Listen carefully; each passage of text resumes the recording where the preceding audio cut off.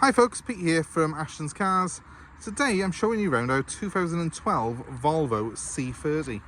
So the C30 is one of the smallest Volvo cars they've ever produced. It's powered in this case by a 1.6 litre diesel. This is a D2 model. Very economical car, which has got low road tax. It's only £35 a year to tax this car currently here in the UK. So that's very, very cheap indeed. It also does about 60 miles per gallon. And even just running it around here, I've just clocked an average of 50 miles per gallon around town, which is very, very good really for a car that is actually a real premium product. So these only come as a three-door car, and I suppose in terms of size, they're a bit smaller than an Audi A3 and a little bit bigger than an Audi A1. But they do have obviously a smaller boot and rear to them because they're more of a coupe based thing.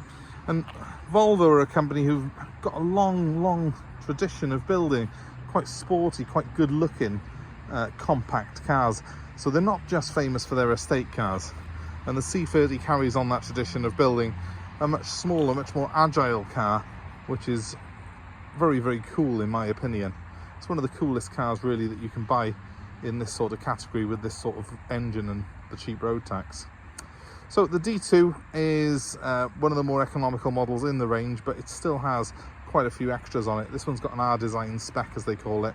So you get things like these satin silver mirror covers, some pretty chunky wheels, which unfortunately have got a couple of scuffs on them on this one, but they're not immaculate, but they're pretty good. And also a rear spoiler at the back here to give it a little bit more flair. It's a car that certainly has very individual looks. I love it, and a majority of people I always ask about with these always think they're a very good looking car. If you're looking at C30s, the question obviously is, do you need a car that's going to have a big boot on it and lots of room in the back? Because the C30 isn't really a car that's a family vehicle. So just because it's got a Volvo badge on it, don't assume it's going to be big. It is smaller than the equivalent Audi or Volkswagen, but it has got a real high quality premium feel to it. It's good fun to drive, and in my opinion it's one of the most individual and good looking vehicles in its class. So just as we come around the side here, this particular car's done 114,000 miles, but it's still in very good condition. One or two very small marks like the one I showed you on the wheel a second ago, and I'll go around the car and we'll go through those as we go around it. But overall it's only come into us today. I've just given it a quick wash off now, and it does look very pleasing. I love the way this car looks. I love the sort of stance that it's got. It's quite a low vehicle, it's quite squat looking, and it's quite wide looking, and that all comes together really to give it a very sort of good presence on the road. Flinging around here, we've got LED lights which look like fog lights down the bottom there. They're actually LED running lights for the day running of the car. I'm going to get a new R-Design badge put on there. They always go like that. That's just something that's a minor irritation and pennies to sort out. This wheel here has been curbed at some point in its life, as you can see around this edge. I'm sure it'll clean up a bit better than that, but it has got a little bit of a sign of that there. And there's a very light scuff on the bumper by here, which you can probably see. Now, apart from that, I haven't got much prep to do on this vehicle. It does look very, very good indeed. It's done 114,000 miles, it's got service history, and it does have a feel of a car that's been well looked after. I'll show you inside in just a second because it is very, very clean and tidy indeed. Just come around to the rear of it. I suppose this is its Achilles heel really. The boot's not very big on a C30. It's not particularly deep, it's not particularly wide, and you get this flimsy thing instead of a proper parcel shelf, which I've no idea why. But that is probably the only real negative of this whole car. And again, it's not something that's essential for everyone, but if you are looking for a car with a bigger boot, I would recommend looking elsewhere. Audi A3, Golf are probably going to serve you better.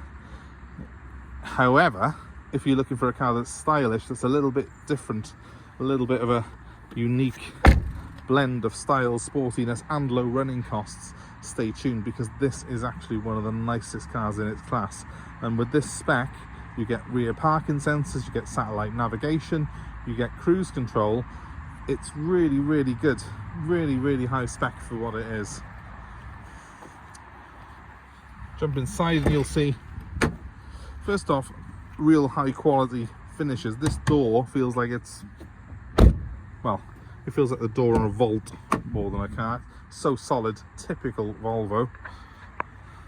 When we go to the back of the car, it's a 4-seater, this one is, guys. So obviously, yes, something that you do need to bear in mind as well. Only 4 seats, and they're kind of individual seats. That little middle bit does pull down as an armrest there in the back. But they're lovely finish. The finish on them is just beautiful, with leather, with white stitching on it. It's got ISOFIX points on it as well for car seats. So, you know, it is semi-practical. You have got a bit of legroom back there, but it's not a family car. It's something that you would use more as a 2+2. However, up front, you are very, very well catered for indeed. Yeah, look at the leather with the stitching. Looks like something you see in a Range Rover more than a medium-sized hatchback. And if I just jump in behind the wheel, you'll see I've got satellite navigation there, which is on a screen. This has got the remote for the sat-nav, so I can sort of use this to navigate through the various options on it. It's a really easy to use system. It's a little bit like a TomTom system essentially, but it works really, really well. So we can I can remove that destination I was just using on it to show you, clear, and it just takes me back to the normal map. It's quite a simple system to use, as I say, and when you do turn the car off, that all goes down electrically into the dashboard. What it should do if I press the right button, I don't know. It does fold down anyway electrically, and it comes on when you press the button on here. Going back to the actual car itself, I'll fiddle with that later on. It's more my inept not being able to use it than a problem with it. We've got a centre console here which will look familiar to you if you've looked in other Volvo cars. They do all tend to have this kind of design. You can go around the back of them, and there is actually storage around the back as well, which is quite cool. And you do have things like heated seats on this particular car. As I say, it's a very high spec, this particular one is. It's got the climate controlled air conditioning. You've got separate controls for left and right on that, and it's got this rather cool and nifty way of selecting where the airflow goes just by pressing the body part that you want on that little diagram there. This car's got cruise control as well, which is on the left hand side of the steering wheel, and over to the right here we've got stereo controls and your Bluetooth phone, which is all wired in on this car, so it's got Bluetooth capability for your telephone. Overall, it's really nice. I love the dials on it, which are the blue design. I'll just start it up now while you're looking. It is saying it's due a service. Obviously we'll be getting that done as part of our pre-sale checks on it. And I've got half a tank of fuel, which is 215 miles currently, but I've just been running it round and I've averaged 50.7 miles per gallon. I have used one of these cars before and I have seen 60 miles per gallon on a longer run. That's very, very impressive stuff for a car like this. As I say, the sat-nav on it is a pretty decent display, I think. It's got a reasonably large screen. That screen really just does the sat-nav. Everything else is done through the stereo system by here. So that's not so much a multifunction screen, it's more just a navigation screen like you get in some of the Renault models. But all of this here then does your heating controls, your stereo, and your Bluetooth for your phone. I'll give it a very quick rev so you can hear it. It revs cleanly, there's no smoke coming at the back, it sounds good, and of course it has got service history to back up the mileage, which is 114,000 miles. Overall, it's just a nice place to be in here. Despite the fact it's not the biggest of cars, it actually does feel quite big and solid inside. In fact, really from behind the wheel, it could be any Volvo that I'm in, because it cruises just as well as the big ones. It has the same sort of layout to the dashboard, and it does feel like a really high quality premium product. It doesn't feel like a small hatch. So I think that's a massive plus for this car, really. I'm always been a big fan of these cars, and Volvo themselves have always been a car manufacturer that I've admired for the quality really that they build into every single product.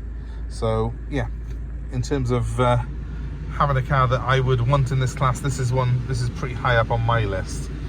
Now, you have got a 6-speed manual gearbox on this.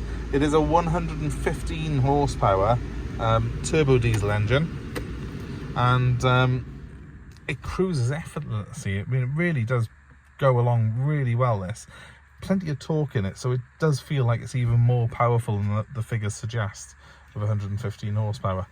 There we go, at last that goes down. I did think I was imagining the fact that it wasn't going down for some reason. I don't know. You obviously got to leave it a second before it actually goes down. If you start it up, just to show you how it pops back up again. You do have to activate it when it's been parked a while by using these controls here. You can drive it around with that closed, but I think overall it's just a well put together, well constructed vehicle. I've got all the manuals for it, so it will make sense to you if you buy it anyway. But there we go. Quality, prestige, build quality, all the positives of this car. Cheap tax, 35 quid a year, 60 miles per gallon. The only negative is if you've got a Labrador and 4 kids, it's probably not the vehicle you need to be looking at.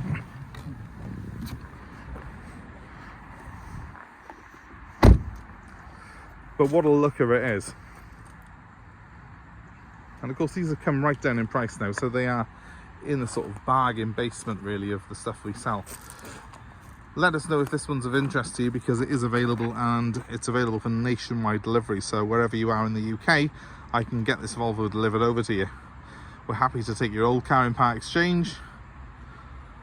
And of course, you can get hold of me on 07932 873 646. That's the number to ring, guys. If you're interested in this car, please do so sooner than later, because they do have a habit of selling quite quickly, these. That number again, 07932 873 646. And please give us a like, a share and subscribe to our channel for more cars like this that we have available for sale, and more car buying advice as well. Please as well, guys, feel free to comment below. Let us know your thoughts on these cars, your ownership experiences. If you've had a C30, let us know what you thought of it. Have you enjoyed it? Did you have to sell it in the end because you had kids come along? I know a few friends who bought these and unfortunately had to upgrade to something a little bit more boring when the kids arrived. Let us know your thoughts on it though, guys, and why you would buy a C30 or wouldn't. We want the good, the bad and the ugly. And please give us a like and subscribe to our channel. Hit the notifications for more updates from us. Thanks for watching, guys. Have a great day.